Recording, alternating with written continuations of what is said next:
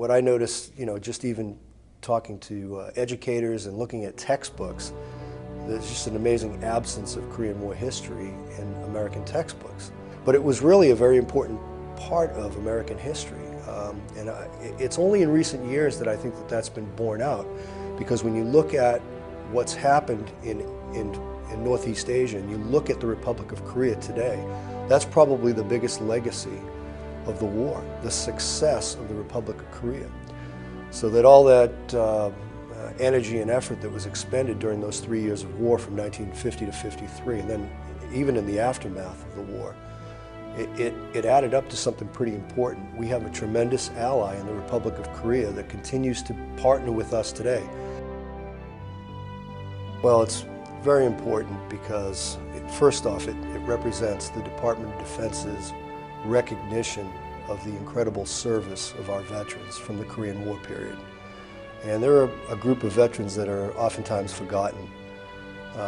We hear of our World War II veterans very often, and then we move right into the Vietnam period, and oftentimes the Korean War veterans' contributions, and they're great, have been ignored.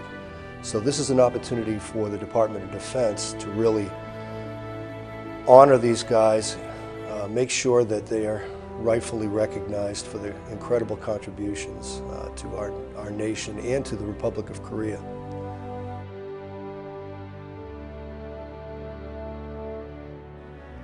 And then I told my pilot, I said, this is an ambush. These people are walking right into this ambush. We went back up and continued firing on all the various locations, and numerous other locations had opened up fire at that point, which confirmed my suspicions that they were laying in wait for our units to come. The intelligence had been that it was not very heavily protected. Unfortunately, when they started up the hill, we found it was heavily protected and it had a lot of machine gun fire that was coming in. And I'd called in some artillery fire to help protect them a little bit, and they sent another platoon assault, and that just fell apart too. So at that point, we decided it was not worth the manpower to try to keep that up. So we gathered our forces and started going back down through the valley that we'd come up on, and all of a sudden we were receiving fire from the backside. But by then the sun was coming up, and we were pretty well exposed all the way back to the river, and I believe till this day that we had some protection from the Almighty because we had a low-lying fog that morning. About my 90th mission, and I was going to have to go home at 100, and damn it, I said, if I have to stay here for 200 missions, I'm going to stay until I get that 5th MiG or until I get shot down myself. But I got one more MiG and I got to get it. And I got my 5th one I think it was about the 104th, 105th mission. I got my 5th MiG, and then, Christ, it was just a short time after that, 3, 4, 5 missions. I got 2 on one mission. And the next thing I knew, I turned around and my wing commander was down there meeting my airplane. And when I came back with that too, I had 7 kills.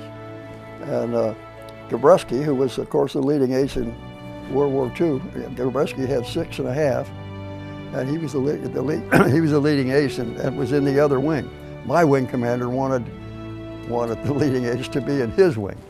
And so when I landed, I didn't even think about it, but that moved me from 5 kills to 7 kills. And it boosted me a half a kill above the KW60. And boy, Colonel Thing was our commander, and he came out there, and I thought, good God, what did I do? There's a wing commander and somebody else to meet my airplane. I'm wondering what the hell did we screwed up? And as soon as I got down the ladder, Colonel Thing came over, and he's just bursting with pride. He says, God damn, this is finally somebody beat that son of a bitch KW60. He was just happy as hell to get the leading ace in the theater back in his wing. We were tried and convicted as war criminals. So we had no rights under the Geneva Convention. They didn't have to tell the U.S. government that we were captured. Taken back into the courtroom, retrialed, then a few days taken out, scratched out a shallow grave, put down on my knees, hands tied behind my back, blindfolded, and an officer stood behind me with a pistol and clicked off a dry round, just click. The door opened and an officer stuck his head in. He said, "Shh, follow me." And so the 6 or so of us walked out into the dark of the night, and this officer led us between several of the buildings in the POW camp, and we ended up in what was the camp kitchen. And it was dark inside. We were wondering, what in the world's going on? One of the officers reached up and pulled the switch of a single light bulb in the middle of the room, and on the table was a cake decorated as the flag of the United States. Its blazing stars and stripes, I knew, and it reminded me that that flag represented every POW, in fact every man that had given his life in Korea. As we stood there, one of the officers said something about duty, honor, and country, gave a little speech, and then we placed our hands over our hearts and we pledged allegiance to that flag and our country. And as we did, I was thinking to myself, what are the communist guards come and catch us doing this? But we didn't have to worry about it for long because we quickly devoured the evidence. You know, there's no way you could cope with death. No, it's impossible. It's, you know, everyone says, oh, you get used to it. There's no such thing as getting used to it. When you see a body at a distance, it's one thing, but when somebody's on you, and there was about 18 to maybe 20 bodies, hands tied behind their back, and they were killed, okay? On the side of the road, there was 2 women, they were dead, and there was 3 little children.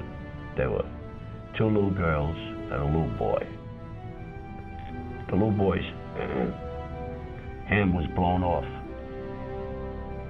So right away, we spotted him, I grabbed him, took my pouch out, and I wrapped his hand, his stump. I took his hand and put it in my pocket. And I yelled for the corpsman. So the corpsman flagged down the medical jeep. So he said, you better hold this kid because I was stopping the blood. So he says, get in the jeep. There's an orphanage about 8 miles from here. We brought him in there and gave the little boy to the doctor. He took him in right away. They start working on him. I get in the jeep and I realized I had his hand in my pocket. So I ran back in there to give him the hand, and the little boy died. It was very sad. And I realized why we're there. We were there to help these people.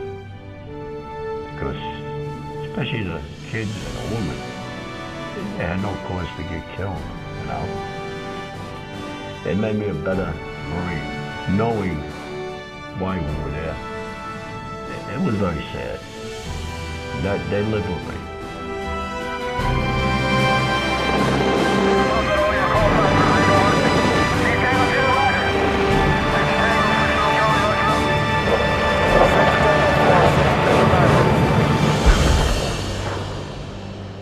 If a Korean War veteran is thinking to himself, you know, was it all worth it?